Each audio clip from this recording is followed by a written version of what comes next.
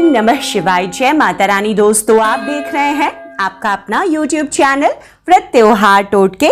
मैं हूं आपके साथ रिमझिम शर्मा। दोस्तों, आज इस वीडियो में मैं आपके साथ इन चैत्र नवरात्रों में कन्या पूजन से जुड़े हुए सभी सवालों के जवाब देने जा रही हूं।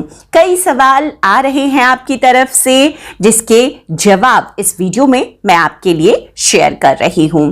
दोस्तों, चैत्र नवरात्रि 2022 देखिए 2 अप्रैल से शुरू हुआ और 11 अप्रैल को नवरात्रों के व्रत का पारण होगा। पूरे 9 दिवसीय इस बार की चैत्र नवरात्र रहे हैं दोस्तों। तो ऐसे में कोई भी तिथि का क्षय नहीं हुआ, तो हम अष्टमी तिथि जो है वो भी पूर्ण रूप से मिल रही है, नवमी तिथि भी जो है वो हमें पूर्णता से मिल रही है। तो अब जो सबसे पहला सवाल है कि चैत्र नवरात्रि में हम कन्या पूजन किस दिन करेंगे। दोस्तों, कन्या पूजन अगर आप अष्टमी तिथि को करते हैं, आप अष्टमी को भी कर सकते हैं, और अगर नवमी तिथि में करते हैं, नवमी तिथि को भी कर सकते हैं। अष्टमी तिथि आपको 9 अप्रैल को है और नवमी 10 अप्रैल को मिल रही है। अष्टमी तिथि में अगर आप कन्या पूजन कर रहे हैं तो मैंने समय आपके साथ शेयर किया हुआ है, उसी समय के बाद आपको करना है। और नवमी तिथि मतलब कि 10 अप्रैल को आप सुबह से ही कन्या पूजन कर सकते हैं। दोस्तों, वैसे तो देखिए नवरात्र 9 दिनों का व्रत होता है, तो मैं तो हमेशा यही कहती हूं कि कन्या पूजन 9 दिनों के व्रत को संपन्न करने के बाद ही करना चाहिए। तो अगर हम किसी पाठ को कर रहे हैं, चाहे दुर्गा सप्तशती पाठ कर रहे हैं, चैत्र नवरात्रों में लोग रामायण का पाठ, सुंदरकांड का पाठ करते हैं, तो वो पाठ आप कर रहे हैं, कलश स्थापना कर रहे हैं, तो अपने पाठ को, अपने पूजन को नवमी तिथि में जब आप संपन्न कर लेते हैं, उसके बाद में कन्या पूजन आपको नवमी तिथि में करना चाहिए। लेकिन कई लोग अपने क्षेत्र विशेष के रिवाज से अष्टमी को भी व्रत खोल लेते हैं, तो आप अष्टमी तिथि के पूजन को संपन्न करने के बाद में कन्या पूजन करेंगे। शुभ समय आपके साथ मैंने बता दिया है, दोनों में कोई दिक्कत नहीं है। दूसरा जो महत्वपूर्ण सवाल लोगों की तरफ से आता है दोस्तों कि कन्याएं, देखिए कन्या पूजन में माता के 9 स्वरूपों को ध्यान में रखते हुए 9 कन्याओं का पूजन हमें करना चाहिए। सबसे शुभकारी यही बताया गया है, सबसे ज्यादा इसी का महत्व बताया गया है। लेकिन अगर 9 कन्याएं नहीं मिलती हैं तो क्या हमें पूजन ही नहीं करना चाहिए? ऐसी कोई बात नहीं है। देखिए, नवकन्या सबसे उत्तम, लेकिन उसके बाद आप चाहें तो 1 कन्या से लेकर के 9 कन्या तक जितनी संख्या मिले उतने का पूजन आप कर सकते हैं। 1, 2, 3, 4, 5, हर पूजन का अपना अपना महत्व होता है, अलग अलग महत्व बताया गया है। तो आप बिल्कुल मन में ऐसा संकोच ना करें कि 9 कन्या पूजन आपने नहीं किया, इसीलिए आपका नवरात्र का व्रत जो है वो अधूरा रह जाएगा, पूर्ण फलों की प्राप्ति नहीं होगी। ऐसी कोई बात नहीं है। जितनी संख्या मिले कन्याओं की, उतनी कन्याओं का विधि पूर्वक पूरे श्रद्धा भाव से आपको पूजन करना चाहिए। दोस्तों, तीसरा सवाल कि कन्याओं की उम्र क्या होनी चाहिए। देखिए, नवरात्रि में कन्या पूजन हम जब भी करते हैं तो उम्र का थोड़ा ध्यान रखना हमें पड़ता है। कन्याओं की जो उम्र है वो 2 साल से 11 साल तक के बीच ही होनी चाहिए, यही विधान बताया गया है। और इन्हीं कन्याओं में माता का रूप मान हम उन्हें पूजते हैं, कन्या पूजन करते हैं, तो इस बात का आप ख्याल रख लें। अब दोस्तों, चौथा सवाल कि कन्या पूजन आपको कब करना चाहिए। तो अष्टमी या नवमी तिथि में जब भी आप अपने व्रत को पूर्ण करेंगे, मतलब कि जो आपने व्रत लिया था, जिस भी चीज का संकल्प है आपका, आपने कलश स्थापना की है, आपने अखंड ज्योत लगाई है, आप दुर्गा सप्तशती का पाठ कर रहे हैं, आप अन्य कोई पाठ कर रहे हैं, जो भी आपने संकल्प लिया था उसे पहले आपको पूर्ण करना होगा। तिथि अष्टमी और नवमी दोनों हो सकती है।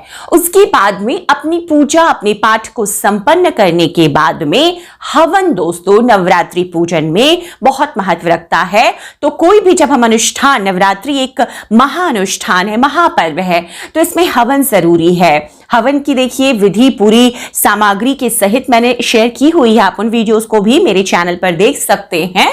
नवरात्रि 2022 प्लेलिस्ट में आपको मिल जाएगा, लिंक भी मैं आपके साथ डिस्क्रिप्शन में शेयर कर दूंगी।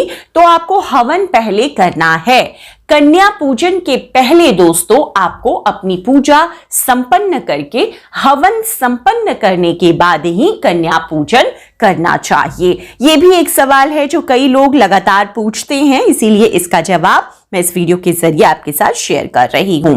कन्याओं को भोग में हमें क्या खिलाना चाहिए? देखिए, ये सभी जानते हैं, हम सभी की कन्या पूजन में जो भोग विशेषकर होता है, पूरी, काले चने और हलवा, ये भोग होता है। आप चाहें तो अन्य कुछ और भी रख सकते हैं, लेकिन पूरी, चने और हलवा जो मुख्य भोग इस दिन हम मां सिद्धिदात्री को लगाते हैं, वही भोग हम कन्याओं को भी, उसी भोग को लगाने के बाद जो भोजन होता है वो हम कन्याओं को भी कराते हैं, जिमाते हैं।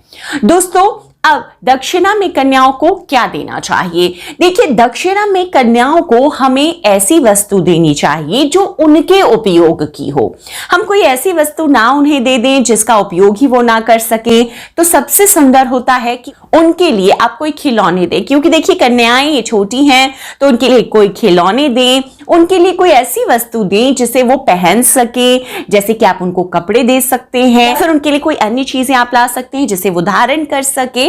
लाल रंग की वस्तु अगर देते हैं, लाल, पीले, गुलाबी, तो बहुत शुभकारी होता है, लाल खास तौर पर। तो आप कन्याओं के उपयोग में आने वाली वस्तुएं ही उपहार स्वरूप उन्हें जरूर दें। दोस्तों, अब जो आखिरी सवाल इस वीडियो में मैं ले रही हूं कि पारण हमें कब और कैसे करना चाहिए।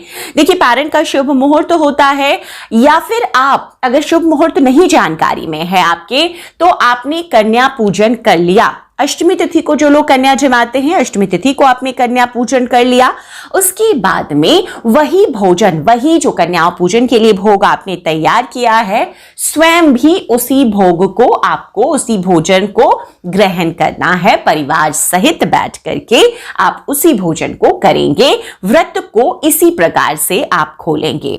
अब जो लोग नवमी तिथि को करते हैं, वो नवमी तिथि को इसी प्रकार कन्या पूजन के बाद में व्रत को खोलेंगे। और दोस्तों, यहां पर एक और बहुत ही महत्वपूर्ण बात, कई लोग ना अष्टमी को पारण करते हैं, ना नवमी को, दशमी को करते हैं। मतलब कि पूरे 9 रात का व्रत रखते हैं। अपने पाठ को संपन्न किया, पाठ संपन्न करने के बाद हवन कर लिया, उसके बाद में आपने कन्या पूजन भी कर लिया, लेकिन व्रत को ज्यादा कर, और इसी प्रकार मैं भी व्रत खोलती हूं, दशमी तिथि में आपको व्रत खोलना चाहिए। तो दशमी तिथि में जो आपने भोग लगाया है उस दिन माता को, उसी भोग से आप व्रत खोल सकते हैं।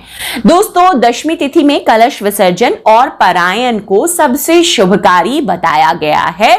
तो आप इस प्रकार से इन चैत्र नवरात्रों में कन्या पूजन करेंगे। ये जो सवाल कई आपके आ रहे थे, उनसे संबंधित ये जानकारियां मैंने यहां पर आपके साथ शेयर की है। कोई अन्य सवाल आपके मन में हो, आप मुझसे कमेंट बॉक्स में कमेंट कर पूछ सकते हैं। मैं कोशिश करूंगी आपके उन सवालों के भी जवाब देने की। उम्मीद करती हूं वीडियो में दी गई ये जानकारी आपके लिए उपयोगी साबित होगी। वीडियो अगर पसंद आए तो लाइक कीजिएगा, आगे अपने दोस्त, परिवार, मित्रजनों तक जरूर शेयर कीजिए।